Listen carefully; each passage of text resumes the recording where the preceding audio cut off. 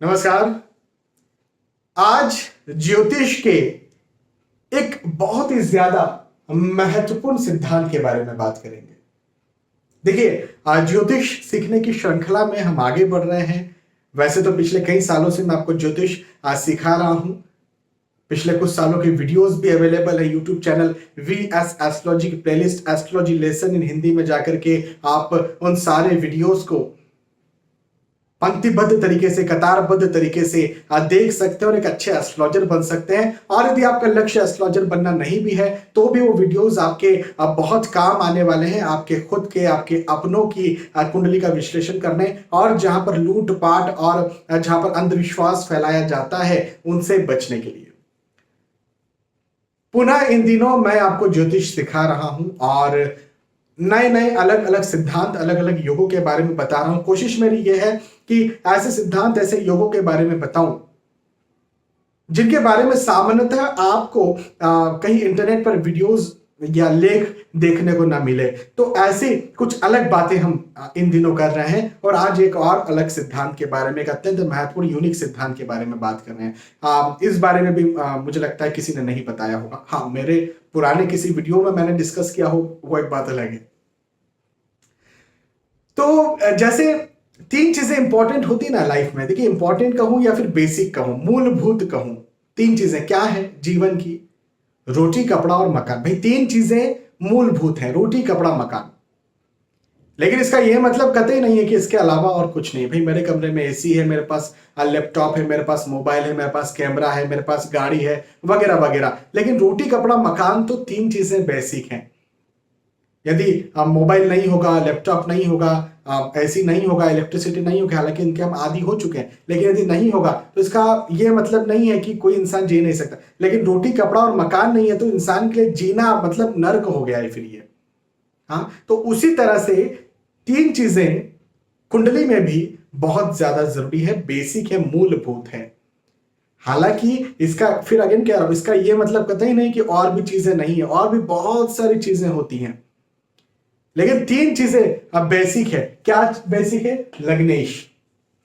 हाँ, लग्नेश जो है सबसे पहले नंबर पर बहुत ज्यादा महत्वपूर्ण है। लग्नेश की स्थिति बहुत ज्यादा महत्वपूर्ण है। तो पहले हो गए लग्नेश, दूसरे हो गए चंद्र। चंद्र, देखिए, चंद्र को हमारे ज्योतिष में बहुत ज्यादा महत्व दिया गया है। भाई, यदि कोई सामान्यतः पूछ लेता है आपसे कि आपकी राशि क्या है, तो आप उसे बता देते भाई मेरी राशि ये है, जबकि उसने तो ये पूछा ही नहीं कि आपकी चंद्र राशि क्या है। फिर भी आप उसे अपनी चंद्र राशि ही बताते हैं। नाम रखना है तो नाम चंद्र के आधार पर रखा जाता है, चंद्र राशि के आधार पर रखा जाता है। कुंडली मिलान में चंद्र राशि का महत्व, चंद्र जो है वो बहुत ज्यादा महत्वपूर्ण ग्रह हमारे ज्योतिष में है। मन की स्थिति चंद्र से निर्धारित होती है और मन ही तो सब कुछ है। साइकोलॉजी, कॉन्शियस सबकॉन्शियस माइंड ही तो सब कुछ है। चंद्र, लग्नेश के बाद आते हैं चंद्र। और तीसरे नंबर पर कौन आते हैं? महादशानाथ। महादशानाथ है ने जिस ग्रह की महादशा चल रही है। भाई, जिस ग्रह की महादशा चल रही है वो एक रूलिंग प्लैनेट है।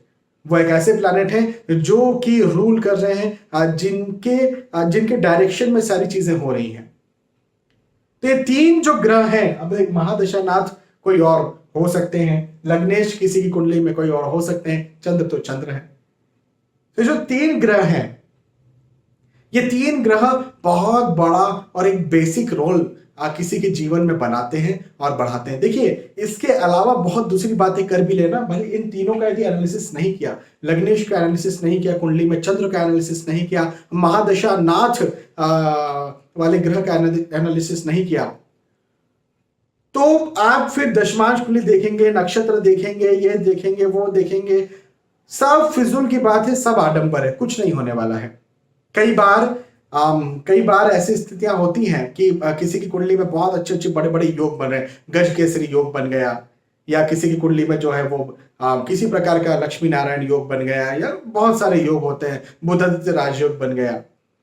लेकिन वो कहता है सर हमारी कुंडली में इतने अच्छे अच्छे योग बने पड़े हैं, और हमें सब बताते हैं कि बहुत अच्छे अच्छे योग हैं, किसी प्रकार का कोई दोष नहीं है, फिर भी हमें जीवन में हमेशा संघर्ष देखने को मिला, हमेशा हम परेशान रहे। आप देख लेना, यदि कोई व्यक्ति ऐसी शिकायत करता है तो उसका लग्नेश खराब होगा, या उसका चंद्र खराब होगा, या फिर उसका जिस ग्रह की महादशा चल रही है वो ग्रह में प्रॉब्लम होगी। अच्छा, महादशा तो चलिए ठीक है, टेम्परेरी होगी भाई, ठीक है, 7 साल की, 10 साल की। लेकिन कोई व्यक्ति जो है वो व्यक्ति 70 साल का है और उसने कहा मैं जीवन भर से परेशान हूं, तो गारंटी ले लीजिए उसके लग्नेश खराब होंगे या चंद्र का स्थिति कहीं ना कहीं बहुत खराब होगा।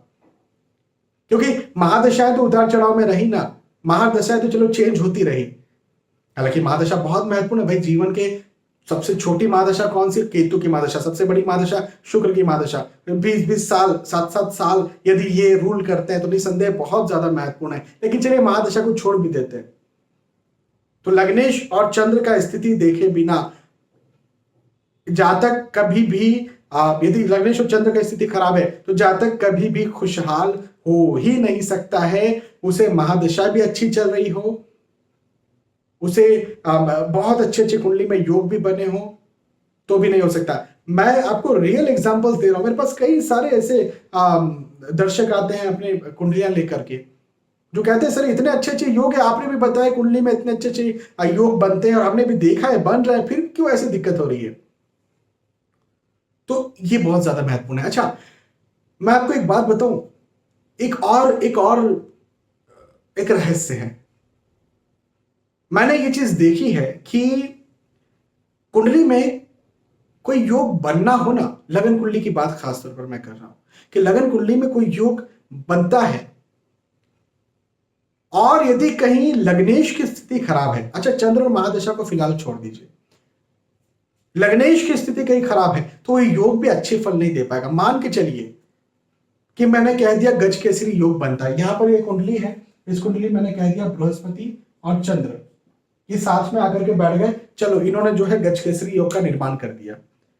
लेकिन यदि मंगल जो है, मंगल का स्थिति यहां पर आ गया भाई, छठे स्थान पर मंगल, मंगल कौन है? लग्नेश है ना, लग्न भाव के स्वामी, मेष लगन की कुंडली है, 1 नंबर लगन पर लिखा हुआ है, इसका मतलब होता है मेष राशि, मेष राशि के स्वामी छठे स्थान पर आ गए मंगल, यहां पर गज केसरी योग का उतना अच्छा प्रभाव देखने को मिलेगा ही नहीं।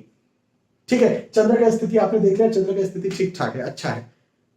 महादशा चलिए आपने देख लिया, बृहस्पति की महादशा चल रही है, बृहस्पति भी लगन पर बैठे हैं, तो भी जातक ये शिकायत तो जरूर करेगा कि मेरे साथ दिक्कतें बहुत ज्यादा हो रही है। इस वजह से मैंने पहले नंबर पर लग्नेश को रखा कि लग्नेश बहुत ज्यादा महत्वपूर्ण ग्रह है। हालांकि तीनों ही इंपॉर्टेंट है, लग्नेश, चंद्र और महादशानाथ, लेकिन लग्नेश बहुत ज्यादा महत्वपूर्ण ग्रह है। यदि कोई व्यक्ति इस प्रकार की शिकायत कर रहा है, उसे अच्छी महादशा भी चल रही है, चंद्र का स्थिति भी अच्छा है, कुंडली में अच्छे योग भी बने हुए हैं, मैं गारंटी दे देता हूं कि उसके लग्नेश खराब होंगे। तो कहना क्या था, मेरा कहने का मतलब यह था कि यदि आपके पास कुंडली आती है, यदि आप किसी की कुंडली देखते हैं, खुद के घर वालों की कुंडली देखते हैं, तो सबसे पहले इन 3 ग्रहों पर नजर डालें। दूसरा सब छोड़ दें, ये योग बन रहा है, वो योग बन रहा है, ये ग्रह यहां बैठा, वो ग्रह वहां बैठा, दशमांश कुंडली ऐसी, नवमांश कुंडली ऐसी, ये सब छोड़ दीजिए। आप तो लग्न कुंडली में इन तीनों का स्थिति देखिए, लग्नेश, चंद्र और महादशानाथ, इन तीनों का स्थिति यदि कहीं अच्छा है ना, तो जातक कोई योग अच्छे बन भी नहीं रहे होंगे तो भी जातक खुश होगा, और योग बन रहे होंगे, और यदि तीनों में से किसी एक का स्थिति भी खराब होगा, मान लेते भाई गुरु चंद्र गज केसरी योग बन रहा है, लेकिन इस कुंडली में दशा किसकी चल रही है? बुध की, भाई बुध षष्ठे से मारक ग्रह है और बुध बैठ गए यहां पर, बस हो गया बंटन भाई। अच्छा, गज केसरी योग भी बन गया, चलो मंगल को, लग्नेश को यहां से हटा देते हैं, लग्नेश को कहीं और अच्छी जगह पर बैठा देते हैं भाई, लग्नेश उच्च राशि हो गई, ये लीजिए मंगल जो है उच्च राशि बैठा दिए, तो भी महादशा इनकी चल रही है ना, बस हो गया, काम खत्म हो गया। तो तीनों का कॉम्बिनेशन देखना बहुत ज्यादा जरूरी है। जैसे भाई चंद्र यहां पर बैठे हुए हैं, चंद्र को हमने बैठा दिया कहां पर? नीच राशि स्थित अष्टक स्थान में, बस जातक जीवन भर परेशान रहेगा। ठीक है, उसके पास धन कितना है, उसके पास प्रैक्टिकल स्थिति कितनी है, वो सब ठीक है, लेकिन मेंटली जो है ना, जातक जीवन भर परेशान रहने वाला है। तो आप क्या समझे? आज के इस वीडियो में मैं आपको यह समझाना चाह रहा हूं कि सारी चीजें देखना बहुत जरूरी है। मैंने खुद ने कई सारे ऐसे वीडियोस बनाए डीप एस्ट्रोलॉजी के, दशमांश कुंडली कैसे देखें, नवमांश कैसे देखें, होरा कैसे देखें और वगैरह वगैरह बहुत सारी चीजें बताई है। लेकिन यदि ये 3 को नहीं देखा ना तो कुछ नहीं देखा। फिर आप ये 3 को देखे बिना दशमांश में चले गए, कुछ नहीं है, कुछ नहीं होने वाला, खराब है आपका प्रेडिक्शन, आपका एनालिसिस खराब है, डायग्नोसिस खराब है। तो सबसे पहले यदि कुंडली आती है किसी की भी, तो आप सबसे पहले इन 3 पर नजर डालें। उसके बाद में फिर और डीपली जितना जाना है उतना जाइए। डीप जाने की तो कोई सीमा ही नहीं है। फिर जैसे मैंने कहा ना, रोटी कपड़ा मकान, अब इसके आगे और क्या खरीद सकते हैं आप? कोई सीमा है क्या खरीदने की? हाँ, एसी खरीद सकते हैं आप, एसी और कौन से वाला खरीद सकते हैं आप? मोबाइल खरीद सकते हैं, मोबाइल और कौन से वाला महंगा खरीद सकते हैं, फीचर्स वाला खरीद सकते हैं। गाड़ी और कौन सी महंगी गाड़ी खरीद, कोई सीमा नहीं है।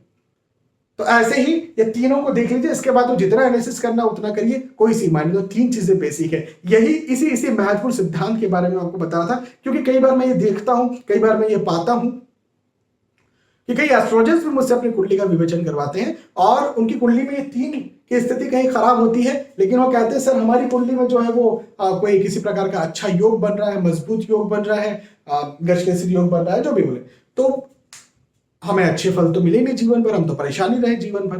तो मैं कहता हूं भैया ये तीनों को तो देखिए, तीनों में से किसी एक को तो देखिए।